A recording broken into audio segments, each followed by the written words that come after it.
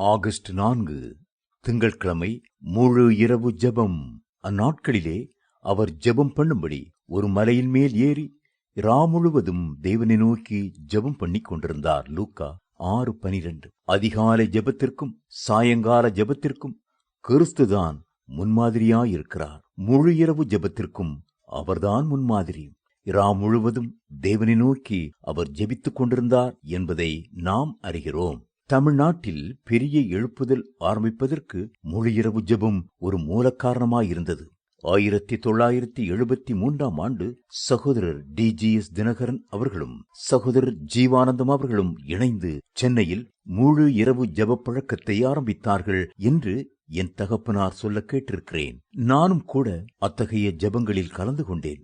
தேவனுடைய அன்பு அலை அலையாய் உள்ளத்தை அனல் மூட்டினது, ஜெபிக்கும்படி ஏவி எழுப்பினது.